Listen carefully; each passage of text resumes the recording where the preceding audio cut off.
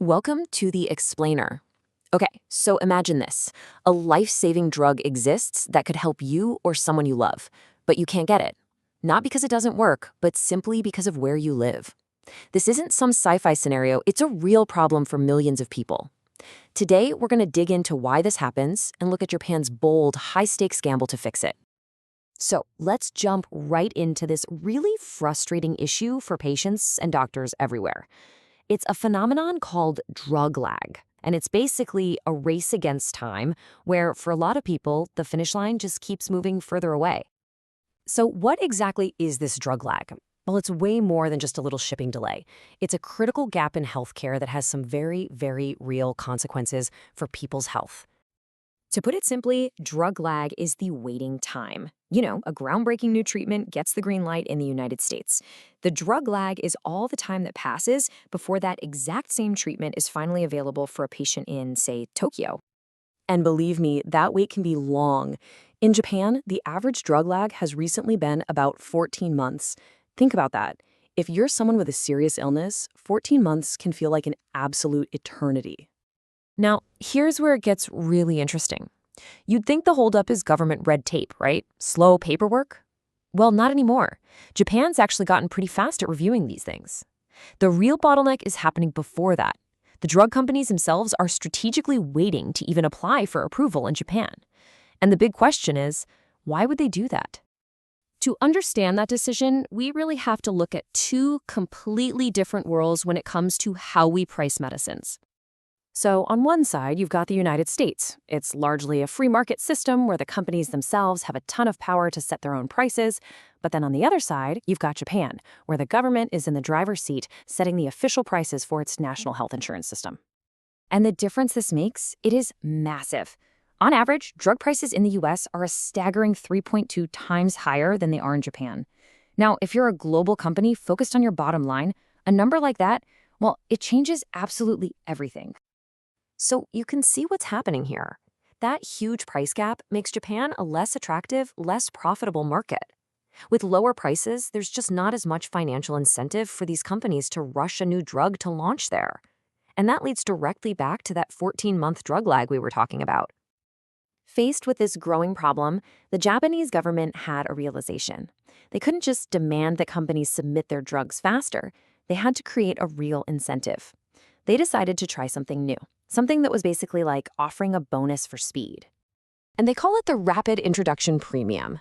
It's actually a pretty straightforward deal. If a company brings an important new drug to Japan quickly, the government says, okay, we'll let you charge a price that's 5 to 10% higher than we normally would. The goal is simple: sweeten the deal and make Japan a higher priority on the global launch list. Now, this wasn't their first rodeo. They had a previous system, the Sakigake Premium, that pretty much failed because the rules were just way too rigid. For instance, one rule said companies had to apply for approval in Japan before anywhere else in the world. I mean, given how huge the US market is, that was a massive ask. So this new premium is designed to be a lot more flexible and actually achievable. So that's the theory. But is this new premium actually moving the needle? Let's take a look at some of the early results and see if it's really closing that big price gap. Since the policy started, 4 drugs have qualified. And to really see the impact, we can look at 2 of them, Voideya and Adzinma, because they're also available in the US, which makes for a great comparison. And the data shows a really clear impact. Look at Voideya. The premium shrinks the percentage by which the US price is higher. And you see the same story with Adzinma. Now, don't get me wrong, US prices are still way higher, but the premium is successfully making Japan's prices more competitive. Let's break it down for Voideya. The price difference between the US and Japan drops from over 75% down to under 60%.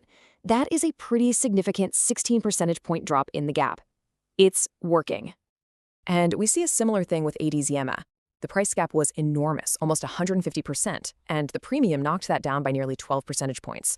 So it's not totally erasing the difference, but it is chipping away at it. And that's exactly what it was designed to do. So let's zoom out. What does all this really tell us? Well, Japan's experiment shines a really bright light on a much bigger, universal challenge that pretty much every country is wrestling with in healthcare. What this whole situation really shows is this fundamental dilemma at the heart of modern medicine. It's like a constant 3-way tug of war. On one rope, you're pulling for innovation. You have to reward companies for the billions they spend creating new cures. On the second rope, you're pulling for access. Patients need to get these new drugs, and fast. And on the third rope, you're pulling for affordability. How do you pay for all this without bankrupting the entire system? And the tricky part is, you pull harder on any one of those ropes, and it automatically affects the other two. And what is so fascinating about this moment in time is that the world's two biggest and most different drug markets are kind of moving towards each other. You have Japan, with its historically low prices, now nudging them up a little to get better access for patients. At the exact same time, you have the US, with its super high prices, starting to bring in some price controls to improve affordability. It's really remarkable. Two giants, starting from opposite poles, both trying to solve the very same puzzle. Which leaves us with this one critical question that's really going to define the future of medicine. Do we always have to choose between innovation and affordability? Is there a trade-off between the price of a miracle drug and the value of a human life? Japan's experiment is one attempt at an answer, but it's just the beginning. And as science keeps giving us these incredible breakthroughs, the challenge of making them accessible to everyone is only going to get more urgent.